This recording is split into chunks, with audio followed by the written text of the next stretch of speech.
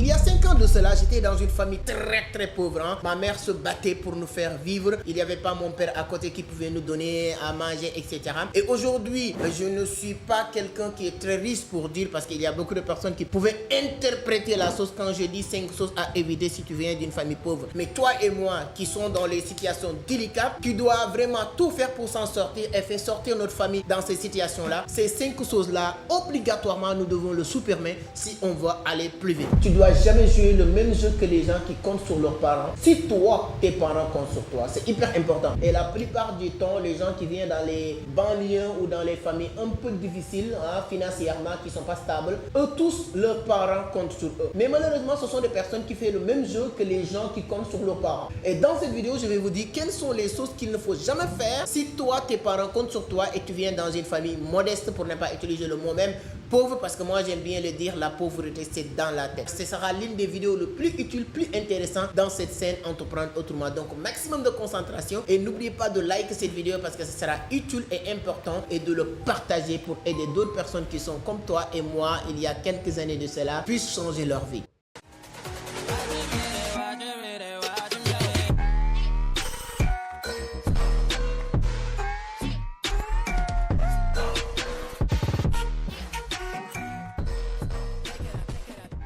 Merci beaucoup, merci, mais avant d'attaquer le sujet, si c'est la première fois que vous tombez sur mes vidéos, permettez-moi de me présenter rapidement. Oui, bien sûr. Mon nom est Amadou Seck, fondateur de Vision d'Afrique, initiateur du club Entreprendre Autrement. Ici, on parle de business, d'investissement, de l'entrepreneuriat, mais surtout de la crypto. Si l'une de ces thématiques vous intéresse, vous êtes au bon endroit. La seule chose qu'il vous reste à faire, c'est de vous abonner, appuyer sur ce bouton-là. Allez-y, activez les notifications pour être informé sur chaque publication. On partage beaucoup de contenu dans le domaine de l'économie numérique, du business et surtout de la crypto. Et je profite pour vous dire, notre prochaine section de formation en crypto va commencer le 15 août. Si ça vous intéresse, allez sur la barre de description ou bien vous pouvez nous contacter sur ces 2 numéros-là. Nous allons prendre quelques personnes que nous allons accompagner du début à la fin pour que ces personnes deviennent des vrais traders, des investisseurs et des gens qui gagnent de l'argent sur Internet, mais particulièrement la crypto-monnaie. C'est-à-dire que si toi, tes parents comptent sur toi, tu viens dans une famille modeste, ils sont en train d'investir sur toi pour que tu leur aides à s'en sortir, c'est de ne jamais compter sur les autres. Imaginez-toi, on compte sur toi, tu veux compter sur les autres. Quand est-ce que les autres vont changer? Et compter sur les autres, ça veut dire quoi? Les gens qui comptent sur leurs parents, eux, ils peuvent dire que mon père a une grande entreprise, mon père a une usine, mon père est ambassadeur, mon père est directeur, mon père est telle personne, mon père est dans l'administration, il peut me placer quelque part. Donc, cette personne-là peut compter sur les autres pour réussir. Mais si toi, tu viens d'une famille comme ma famille, comme nous, on le sait, hein, nous les Africains, les Sénégalais lambda, les Ivoiriens lambda, les Burkinabés lambda, qui n'ont pas tous ces choses-là à côté, tu dois jamais miser ton avenir sur les épaules de quelqu'un d'autre. Peu importe la personne. Si ça vient, il ne faut pas être aussi orgueilleux pour dire que je n'ai pas besoin d'aide. Non, c'est totalement différent. Je ne compte pas sur toi, mais si tu viens pour m'épauler, alléluia, c'est merci. Et quand tu ne comptes pas sur les gens, c'est en ce moment-là même, j'ai remarqué que les gens ont envie de vous aider. Mais quand les gens sachent que toi, tu comptes sur eux et toi, tes parents comptent sur toi et toi, ton père n'a rien, n'a pas ici, n'a rien d'autre, les gens même vont vous fuir. Comme on le disait, c'est dicton, suis-moi, je te fuis et fuis-moi, je te suis. Donc, premier élément hyper important pour quelqu'un qui veut réussir, c'est d'enlever dans votre tête, c'est à cause du président que je n'ai pas réussi,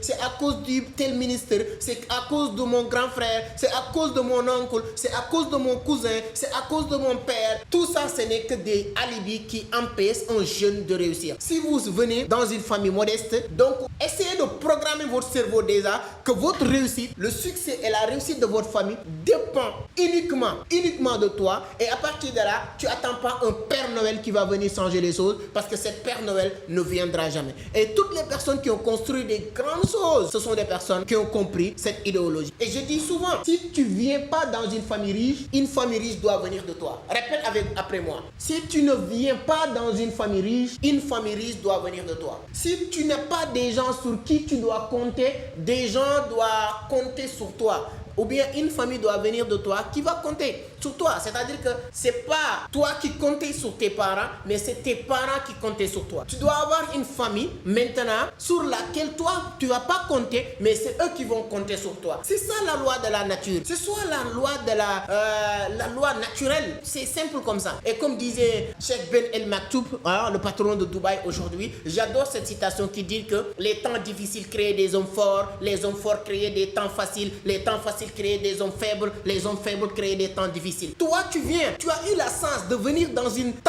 atmosphère difficile, c'est ça qui va te faire un homme fort, et à partir de là, tu dois créer un temps facile pour tes enfants, ainsi de suite, ainsi de suite. Donc, c'est hyper important. Écris ça sur les commentaires pour que ça soit simple. Si tu ne viens pas dans une famille riche doit venir de toi, c'est hyper important. Donc, premier élément pour quelqu'un qui veut s'en sortir, c'est de ne pas compter sur les autres, c'est un élément fondamental. Deuxième chose à éviter si tu viens aussi dans une famille vraiment modeste, c'est de ne pas vivre pour impressionner les autres. C'est-à-dire que tu ne dois pas t'habiller, tu ne dois pas aller dans certains endroits où tu n'as pas les moyens, mais tu vas aller juste pour impressionner les autres. Il y a beaucoup de personnes, beaucoup de jeunes qui se lancent dans le business, dans l'entrepreneuriat, dans beaucoup de choses. Leur seul défaut, c'est de vouloir impressionner les gens là où ils n'ont pas le droit de le faire parce que chaque chose a son temps. Aujourd'hui, pour bien s'habiller, aujourd'hui je m'habille correctement, quoi qu'on puisse dire. J'ai beaucoup de vêtements, je peux porter pratiquement pendant un mois. Chaque jour, je peux porter une nouvelle vêtement, ainsi de suite. Mais il y a un moment donné, j'ai resté avec une seule boubou traditionnelle. Je ne vais jamais oublier, pendant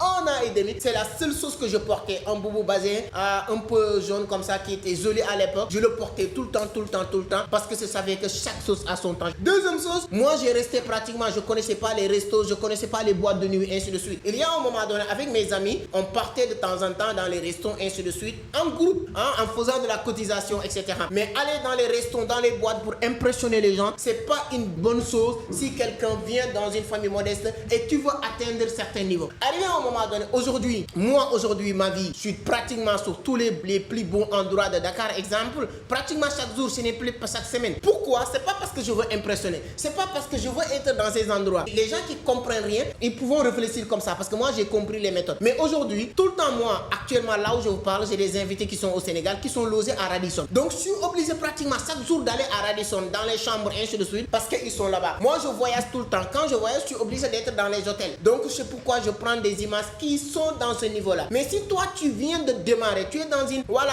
ta famille compte sur toi et tu veux faire la même chose pour impressionner les autres, je vous le jure que ça ne va pas marcher et vous risquez vraiment de tuer votre business et votre avenir en entrepreneuriat. Alors, troisième élément aussi qui est hyper important à éviter, à supprimer quand vous êtes une personne qui vient dans une famille modeste, pour ne pas utiliser le mot pauvre, donc d'une famille modeste, et cette famille compte sur toi, tu dois éviter de passer tout votre temps à courir derrière les filles. Je le dis, je le répète, la seule chose qui doit vous faire courir aujourd'hui quand vous êtes dans ce niveau-là, c'est l'argent. Oui, la manière dont je le dis souvent, il y a beaucoup de personnes qui ne sont pas d'accord. Oui, c'est que l'argent ne fait pas tout. Oui, l'argent ne fait pas le bonheur. Oui, l'argent ne fait ceci ou cela. Mais l'argent est hyper important. L'argent aujourd'hui, l'argent ne fait pas le bonheur, mais il ne fait pas aussi le malheur. L'argent contribue au bonheur de tous. Voilà. Donc, pour manger, pour dormir, pour prendre en charge ta famille, payer le loyer. Hein? Parce que tout ça, c'est l'argent qui fait ça. Mais quand tu viens de démarrer, prends ton temps. Chaque chose a son temps. Ne pense pas que les gens qui vont te dire ça n'aiment pas les femmes. Je l'ai dit sur l'une de mes dernières vidéos. Tout homme aime les femmes. Les belles femmes attirent tout le monde. Les femmes attirent tout le monde. Moi, toi, nous sommes tous des hommes. On n'est pas des femmes, on n'est pas des homosexuels. C'est comme ça que ça marche. Mais quand tu viens de démarrer, quand tu viens de débuter votre aventure entrepreneuriale, c'est hyper important de comprendre que tu dois avoir des priorités. Quel est le prix à payer pour réussir? Quel est le prix à payer pour satisfaire ce qui t'attend? Parce que toi, tu es une missionnaire. Quand tu viens dans une famille modeste, tu es une missionnaire. Moi, je me suis toujours considéré comme un missionnaire. Tu dois accomplir une mission. Cette mission, c'était quoi? Il y a une famille derrière qui compte sur toi pour que leurs difficultés cessent. Il y a une famille qui travaille dur, qui compte sur toi pour arrêter de travailler. Il y a une famille qui court matin, midi, soir pour payer le loyer, ainsi de suite. Tu dois tout faire pour que tout ça, ça cesse. Mais quand tu comprends ça, tu dois jamais jouer le même jeu que les gens qui comptent sur leurs parents. Si moi, j'ai un papa qui a un grand immeuble, qui a tout ce qu'il faut, une belle voiture, mais mon frère, je me permets de lui courir derrière les femmes. Qu'est-ce que je vais perdre? Pas grand-chose. Si même je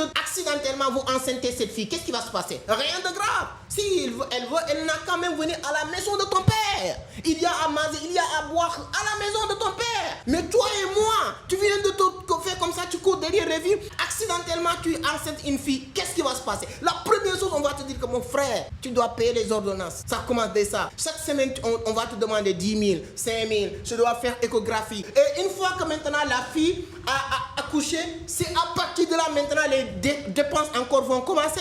Tu dois payer des courses, les maladies. Chaque semaine, la fille doit aller à l'hôpital, etc., etc. Mon frère, tu viens de démarrer. Concentre-toi. Maximum de concentration. Ça ne peut pas marcher si vous fonctionnez comme ça. Donc, troisième chose, c'est d'éviter de courir derrière les fesses des filles. Voilà, je le dis ainsi.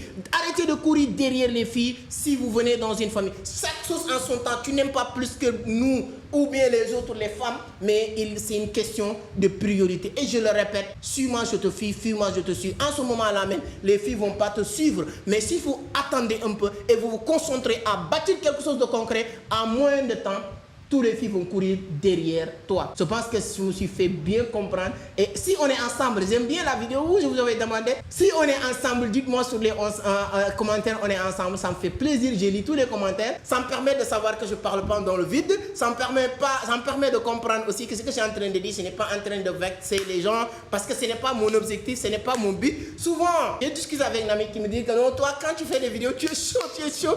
Mais c'est juste l'envie de partager. Encore une fois, dites-moi, on est ensemble. Je n'ai pas en train d'insulter, je n'ai pas en train de vous manquer de respect, mais c'est juste de vous dire vraiment la vérité. Ce que je pense que c'est des choses qui peuvent empêcher un jeune, toi et moi, de réussir. Je ne me permets pas de taire en connaissant tous ces inconvénients. Alors, quatrième aussi, chose hyper importante à éviter si tu viens dans une famille modeste, c'est de sous-estimer des business. Comment quelqu'un qui n'a rien, qui n'a pas un papa qui a une usine. Mais si ton père a une usine, tu peux choisir. Non, père, moi, je veux que tu me nommes directeur. Non, père, moi, je veux que tu me nommes conseiller, tant. Non, père, moi, je veux que être... Mais toi, tu n'as rien. Ton père n'est pas d'usine. Ton père n'est pas une entreprise. Ton père était quelqu'un, fonctionnaire quelque part qui gagnait 100 ou 150 000. Toi, tu viens d'arriver dans le marché du travail ou de l'emploi et tu dis, non, moi, c'est ça que je veux faire. J'ai déposé, j'attends. Tu ne vas jamais réussir. Quelqu'un qui veut réussir, c'est quelqu'un qui a cette rage. Quand tu veux réussir, quand on te voit, quand on voit tes comportements, quand on voit comment tu fonctionnes, automatiquement on doit savoir que lui là, c'est quelqu'un qui a rage de réussir. Et là, ça se voit sur ce que tu fais. Moi, lorsque j'ai démarré mes activités, les gens me disaient que tu n'avais pas honte et tout ça. Première chose que j'ai fait à Dakar, c'est ma mère qui avait une table en train de vendre des fruits, c'est-à-dire que des bananes, des pommes et tout ça, toujours la nuit, vers rond-point Casbah de 17h à 20h, etc. Qu'est-ce qui se passe? Quand elle rentre à la maison, et le reste maintenant de cette marchandise, c'est ça qu'il va mettre dans un plateau. Et moi, je le mets dans ma tête et je fais le tour de mon quartier pour le vendre le matin. Donc, je n'étais pas... Parce que c'était pas une question de honte ou n'est pas honte, mais j'avais la rage de gagner de l'argent. Et après ça, je vendais des sachets plastiques dans un marché qui était à côte de chez moi. Ensuite, je vendais des journaux. J'avais même certains amis qui venaient dans le carrefour de Casbah, qui, je le salue au passage, quelqu'un comme Mohamedou Bouaro ou bien Daouda aujourd'hui, ils sont tous même les deux aux États-Unis. Donc je le salue, ils vont regarder cette vidéo. Donc c'est eux qui venaient même à rond-point Casbah m'attendre que je finis de vendre mes journaux pour qu'on rentre à la maison. Pour vous dire quoi? Pour faire PlayStation et tout. Pour dire quoi? Pour dire que c'est cette rage, cette envie de réussir qui va te pousser de faire n'importe quel business qui est légal, qui pourra te permettre de gagner 50 francs, 100 francs, 200 francs par jour. Ça te permet de gagner de l'argent. Avant-hier, j'avais accompagné des touristes ici au Sénégal au niveau de Lac-Rose. Quand je suis parti à Lac-Rose, il y a un jeune de 15 ans, moins de 20 ans en tout cas. Quand on vient sur les chameaux, on monte, on va faire un peu de tour de 15 minutes. Il y a le jeune qui va attraper le fil pour nous conduire, pour qu'on fasse cette petite tour-là avec les chameaux et ensuite retourner et c'est fini. Le jeune m'a dit, moi, tout ce que je fais, je vois le business. Parce qu'on payait 5 000 pour monter sur une chameau. Comme c'était 3, on a payé 15 000. Quand on a fait le tour, le jeune m'a dit qu'il a fait presque 17 tours aujourd'hui. Et on lui paye sur chaque 5 000, on lui paye 1 000 francs. Donc moi j'ai calculé, si chaque fois qu'il fait, il part avec 3, et chaque fois qu'il part, il part avec 3, c'est-à-dire qu'il a 3 000 sur chaque 15 minutes qu'il va faire le tour. S'il réussit à faire 17 fois dans la journée, imaginez combien il a gagné. Mais ça, on ne le fait pas pour la vie. On fait ces arts de choses pour gagner un peu de sous et aller construire un capital. Vous avez votre master, votre doctorat, je n'ai rien contre, tu es intelligent, tu es un intellectuel. Mais aller au marché vendre des poissons fumés avec des gens qui peuvent te payer 200 000 le mois, au bout de 3 mois, 6 mois, 1 an, tu as un capital, tu crées une entreprise. Mais si vous ne faites pas ça, vous n'avez pas le rage. Cette rage qui va te permettre de réussir. J'ai une copine que j'aime bien, j'adore cette copine. Pourquoi j'aime bien?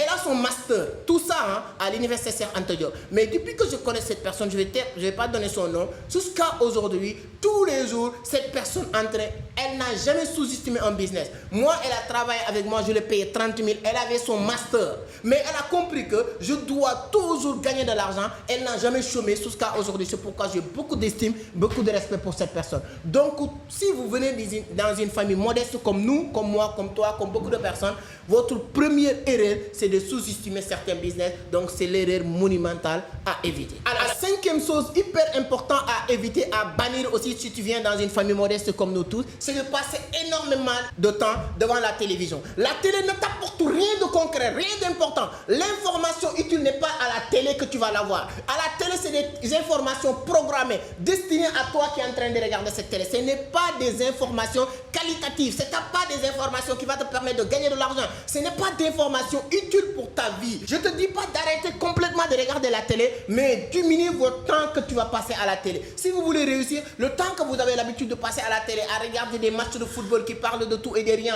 des feuilletons qui parlent de tout et de rien, passer du temps à lire des livres, passer du temps à réfléchir dans ta vie, aller travailler, bosser, enlever dans votre tête tous ces conneries-là, je vous le jure, vous allez réussir. On dit que chez les pauvres, il y a des grandes télévisions et chez les riches, il y a des grandes bibliothèques. Donc sur ce, je pense que vous allez réfléchir beaucoup plus pour comprendre. Et quelqu'un m'a dit que c'est si tu vois un jeune qui réussit et un jeune qui ne réussit pas, regardez juste chez eux. Si toi, chez toi, il y a une grande télévision ou plusieurs grandes télévisions et l'autre chez lui, il y a une grande bibliothèque, plusieurs bibliothèques, ne sois pas surpris que celui-là réussisse 10 fois ou 20 fois plus que toi. Et là, nous qui viens dans les familles modestes, malheureusement, chez nous, il y a des grandes télévisions. C'est une complexe même chez nous s'il n'y a pas une grande télévision. Moi, ça me fait mal à l'estomac. Chez moi, dans un appartement, il y a plus de 3 télévisions. Mais ça va pas ils ne vont pas me condamner à regarder ces télévisions. Je travaille, je lis, je passe du temps à apprendre pour ma vie, pour mon évolution personnelle, mais pas pour l'évolution personnelle des gens et des autres. Et c'est exactement ce qu'on va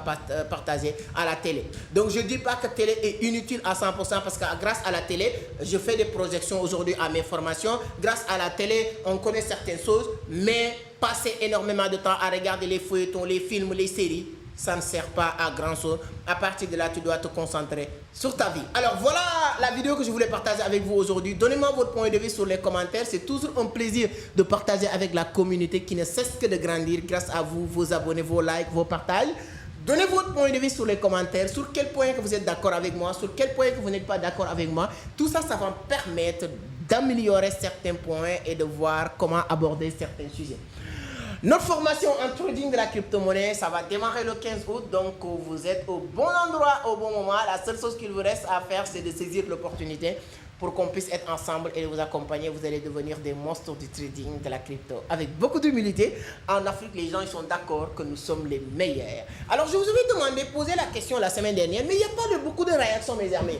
Hein? Est-ce que vous aimez que j'ai laissé les lunettes comme ça? Je commence à porter des lunettes sur mes vidéos. Ou vous voulez que j'enlève? Regardez-moi bien.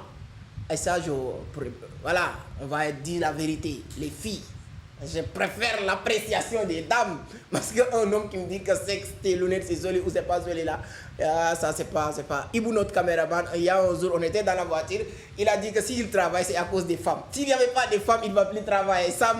Donc, nous, on n'est pas d'accord à 100%, mais quelque part, quand même, l'existence des filles dans notre vie est importante. Hein, il ne faut pas prendre ce que je disais tout à l'heure, il ne faut pas courir derrière les femmes. Chaque chose a son temps, c'est ça que je voulais dire. Mais votre appréciation est importante, les dames. Hein. Dites-moi, est-ce que vous préférez que je laisse désormais les lunettes ou je porte les lunettes comme ça? Dis-moi, ne soyez pas aussi orgueilleux. Les hommes, je vous connais, même si c'est joli, vous allez avoir orgueil en disant que c'est joli. Mais dis-moi si c'est joli comme ça. Bon, bref, merci beaucoup. On se donne rendez-vous sur une autre vidéo. N'oubliez pas de le partager. Merci beaucoup. Ciao, à la prochaine.